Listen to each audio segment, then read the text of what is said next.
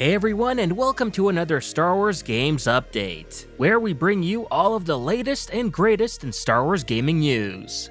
Well, Star Wars Battlefront Classic Collection is now officially out on all platforms. And while this news will be fantastic for some, it won't be for everyone, especially not those playing on PC. Let's talk about it.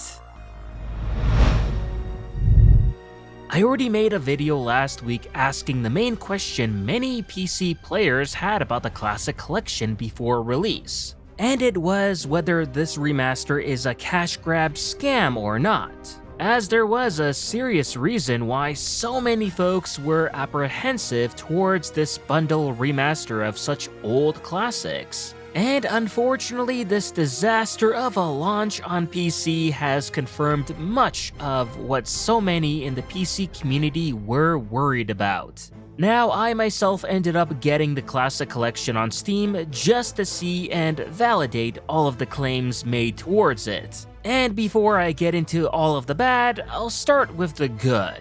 And that is the visuals. The higher resolution game scale, upscaled textures, and even improved lighting make the game pop in ways I've never seen it before. Granted, some of the AI upscale textures, especially the skybox textures, are a bit iffy. On some maps, I can even see the outline of the skybox, which isn't a good thing.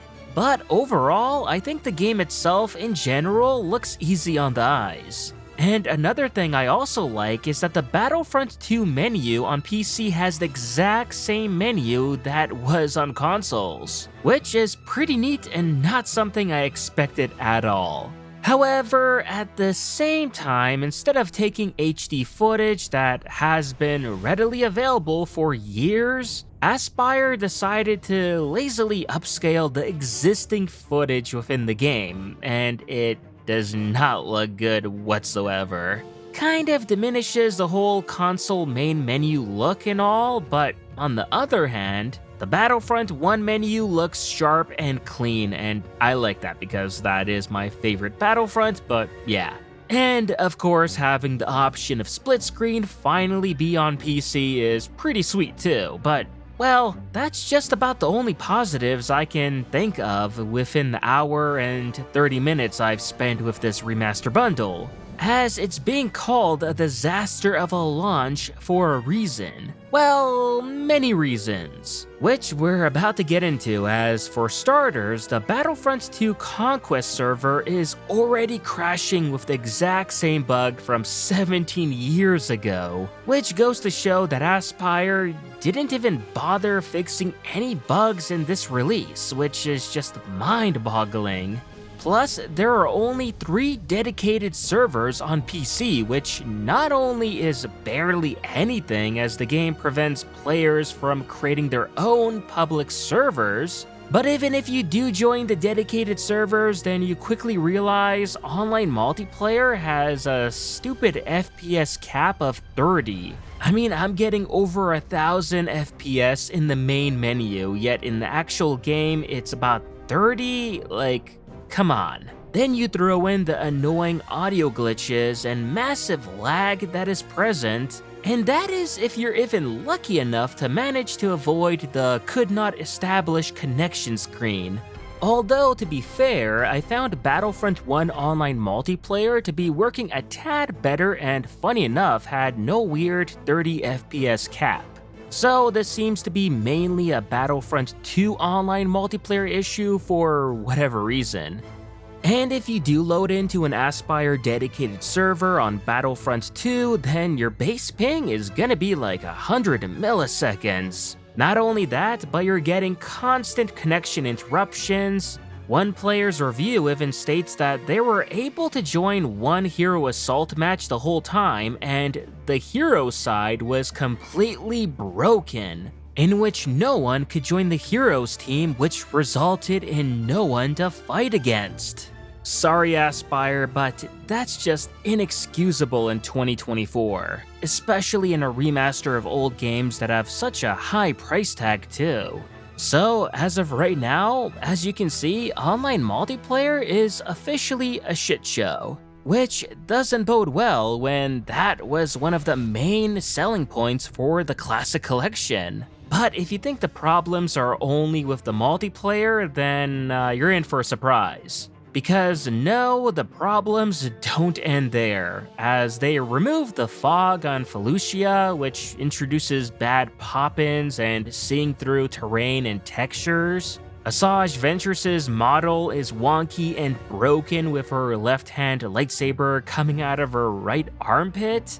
Plus other visual oddities, which include the chain gun model being broken in first person, the command post icon wobbling around, characters in the Galactic Conquest shop menu bouncing around, the Rebel airspeeders on Hoth have schizophrenic flaps, and the Battlefront 1 chat box is messed up, as sometimes chatting creates messy writing, like inputting random letters like PP at the end of sentences or extra spaces, which makes you look like you're drunk when typing. Oh, and yeah, the campaign debriefings are completely missing. As well, the audio for the victory and defeat motifs are slowed and stretched to the point of sounding warped. The sound issues don't stop there, as the objective taken and lost sound effects are bugged, and so are the iconic loading screen beep boops from Battlefront 1. And on another audio note, I'll admit this is more of a personal gripe I always had with the original Battlefront 2, but I'm surprised Aspyr didn't bother to fix the original game's mistake in having the clone troopers sound like stormtroopers. Especially since, remasters are usually known to fix issues present in the original game and all. I mean, the game does take place during and shortly after Revenge of the Sith. Stormtroopers didn't exist yet at that time, so I was expecting them to, at the very least, copy and paste the Tamora Morrison voice lines from the first game, but nah, no dice. Although this was more of an initial expectation before I actually played the game and saw that they didn't bother to change a lot of things, so obviously this is not gonna get changed. And again, I know this was a lore mistake in the original game and it annoyed me back then as a kid, but still, it would have been nice is all I'm saying. Maybe add a voice toggle in the options menu at the very least, but yeah, this is Aspyr, they clearly don't want to put any work into fixing such things. Anyway, going back to some real issues. Oh, and yeah, there are no invert Y-axis controls for Battlefront 1 like there were before, along with just plain inaccurate mouse sensitivity. Pair this up with multiple other audio issues like low-pitched voices and music, and the game randomly going completely silent, and well, it's no surprise this gives players a terrible first impression, with the Classic Collection already seeing an overall negative review score on Steam.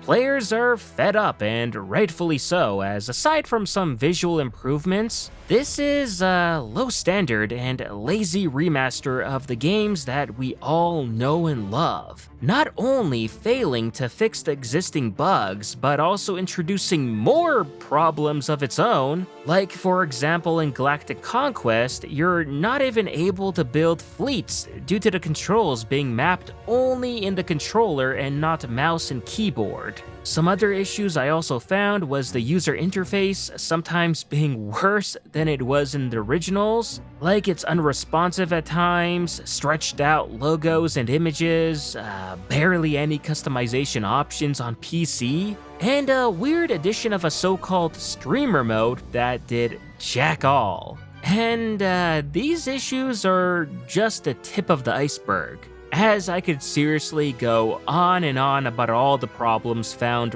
riddled in the Classic Collection. As, yeah, it's an absolute mess, at least on PC, and because I didn't reach 2 hours of playtime, I can still fortunately refund my copy on Steam. Granted, console players aren't as lucky, and while the console versions do have many of the same issues plaguing them as the PC version does, from what I've seen, there are far more dedicated servers on console, and the general experience isn't as rough, which is good. But still, we deserve better. Battlefront 1 and 2 deserves better, and Aspyr need to step up.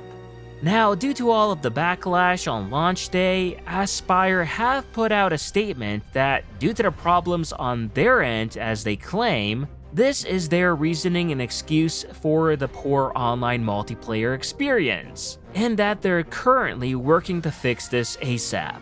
No ETA on this or anything, but hey, it's a start. And aside from the networking issues present, I'd also like to see them increase their reinforcement count as well. Because as things stand right now, the online matches are just far too short.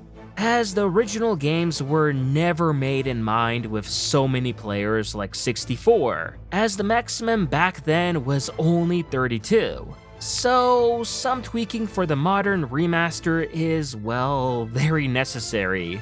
Furthermore, we obviously have a laundry list of a ton of other issues with the games themselves. And it's not just online multiplayer which needs taking a look at by Aspyr, as I genuinely have no idea how they thought releasing this remaster in its current state was a good idea.